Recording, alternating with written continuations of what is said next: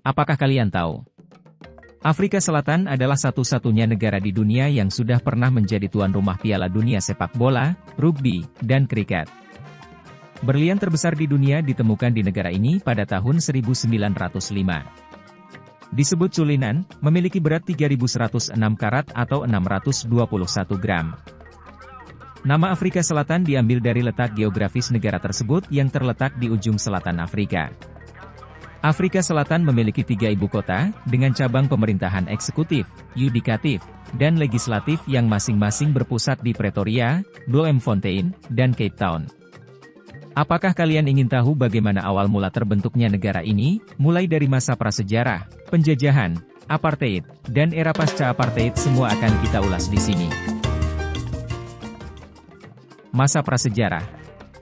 Kehidupan awal manusia di Afrika Selatan dapat dilihat dari adanya penemuan fosil hominid yang berusia sekitar 3 juta tahun. Dan diperkirakan manusia modern menghuni Afrika Selatan setidaknya sudah selama 170.000 tahun.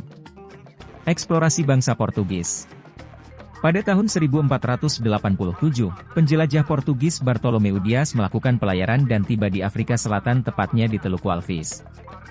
Dias terus menyusuri pantai barat Afrika Selatan, melewati titik paling selatan dan mencapai Sungai Groot pada Mei 1488. Masa penjajahan Belanda. Belanda menaruh minat pada Afrika Selatan setelah 2 karyawan mereka terdampar di sana pada tahun 1647. Mereka merasa daerah itu memiliki potensi untuk menjadi gudang dan kebun dikarenakan tanahnya yang subur. Jan van Riebeeck, atas nama perusahaan Dutch East India atau yang kita kenal dengan nama VOC, mendirikan pos perdagangan di kota Cape pada tahun 1652, yang akhirnya kota ini berubah nama menjadi Cape Town. Saat penjajah Belanda bergerak ke timur, mereka bertemu dengan suku Xhosa, dan kedua belah pihak memulai serangkaian perang yang dikenal sebagai Perang Xhosa. Kedua kelompok berperang untuk mendapatkan padang rumput di dekat Great Fish River yang diinginkan oleh Belanda untuk peternakan mereka. Perang ini dimenangkan oleh pihak Belanda. Masa penjajahan Inggris. Koloni Belanda di Cape menyerah tanpa perlawanan kepada armada Inggris.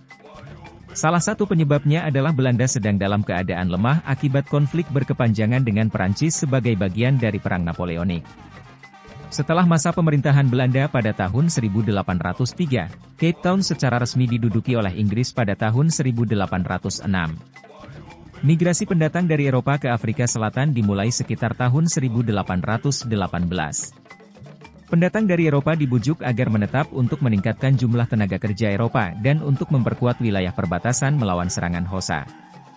Penemuan berlian pada tahun 1867 dan emas pada tahun 1884 di pedalaman memicu revolusi mineral, secara bersamaan juga meningkatkan pertumbuhan ekonomi dan migrasi. Hal ini mengintensifkan upaya Inggris untuk mendapatkan kendali atas masyarakat adat. Usaha untuk menguasai sumber daya ini merupakan sumber ketegangan dalam hubungan antara orang Eropa dan penduduk pribumi, juga antara Republik Boer dan Inggris. Terjadinya Perang Boer. Boer awalnya merupakan bagian dari pemukiman VOC di Cape, yang didirikan pada pertengahan abad ke-17. Seiring waktu, Boer mulai membangun pertanian dan komunitas, karena mereka berusaha melepaskan diri dari kendali VOC. Pada abad ke-19, Boer mulai bergerak lebih jauh ke utara dan timur. Mereka berkonflik dengan penduduk asli di wilayah tersebut, serta dengan kekuatan Eropa lainnya, seperti Inggris. Republik Boer melawan Inggris selama Perang Boer Pertama, pada 1880 hingga 1881 yang dimenangkan oleh Boer. Namun Inggris kembali dan melawan dengan jumlah yang lebih besar, pasukan yang lebih berpengalaman, dan strategi baru dalam Perang Boer Kedua pada tahun 1899 hingga 1902 dan diakhiri dengan kemenangan Inggris. Kemerdekaan Afrika Selatan. 8 tahun setelah berakhirnya perang dan setelah 4 tahun negosiasi, dicapailah kemerdekaan dan dengan waktu yang bersamaan terbentuklah Serikat Afrika Selatan pada 31 Mei 1910. Serikat tersebut diantaranya adalah Cape, Transvaal, Koloni Natal, dan juga Republik Orange Free State. Pada tahun 1931, Serikat menjadi sepenuhnya berdaulat dari Britania Raya dengan pengesahan Statuta Westminster, yang menghapus kekuasaan Parlemen Britania Raya. Masa politik apartheid. Pada tahun 1948, Partai Nasional terpilih untuk berkuasa yang akhirnya memperkuat segregasi rasial, yang sudah dimulai sejak pemerintahan kolonial Belanda dan Inggris. Pemerintah nasionalis mengklasifikasikan orang ke dalam 3 ras yaitu kulit putih, kulit hitam, India dan kulit berwarna atau orang dari ras campuran, serta membuat kebijakan tentang hak dan batasan untuk masing-masing ras.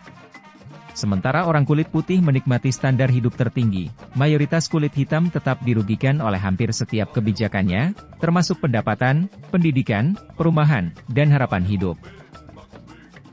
Masa terbentuknya Republik. Pada saat yang sama, penentangan terhadap monarki Inggris di Afrika Selatan semakin meningkat, terutama di kalangan Afrikaner yang merasa bahwa monarki tidak mewakili kepentingan mereka. Sentimen ini dipicu fakta bahwa monarki Inggris telah memberikan kemerdekaan kepada bekas jajahannya, seperti India dan Pakistan, tetapi tidak melakukan hal yang sama untuk Afrika Selatan. Pada tahun 1960, sebuah referendum diadakan di Afrika Selatan untuk menentukan apakah negara tersebut harus menjadi sebuah republik. Mayoritas pemilih mendukung proposal tersebut, dan pada 31 Mei 1961, Afrika Selatan secara resmi menjadi republik. Berakhirnya apartheid. Deklarasi Mahlabatin, yang ditandatangani oleh Mangosuthu Buthelezi dan Harry Swartz pada tahun 1974, tujuannya adalah untuk memberikan cetak biru bagi pemerintah Afrika Selatan dengan adanya persetujuan dan perdamaian rasial. Pada tahun 1990, pemerintah Partai Nasional mengambil langkah pertama untuk menghapus diskriminasi dengan mencabut larangan terhadap partai ANC dan organisasi politik lainnya. Juga membebaskan Nelson Mandela dari penjara setelah 27 tahun menjalani hukuman karena dituduh melakukan sabotase dan bersekongkol menggulingkan pemerintahan. Proses negosiasi pun terjadi dengan persetujuan dari pemilih kulit putih dalam referendum tahun 1992, pemerintah melanjutkan negosiasi untuk mengakhiri apartheid. Afrika Selatan mengadakan pemilu pertamanya pada tahun 1994, yang dimenangkan oleh partai ANC dengan suara mayoritas. Afrika Selatan bergabung kembali dengan Commonwealth of Nations yang sebelumnya sempat keluar pada tahun 1961. Terima kasih telah bergabung dengan kami dalam video mengenai sejarah Afrika Selatan ini. Kami harap Anda menikmati video ini, dan pastikan untuk like, share, komen, dan subscribe channel Kelas Kelapa untuk lebih banyak konten seperti ini. Dan, sampai jumpa di video berikutnya.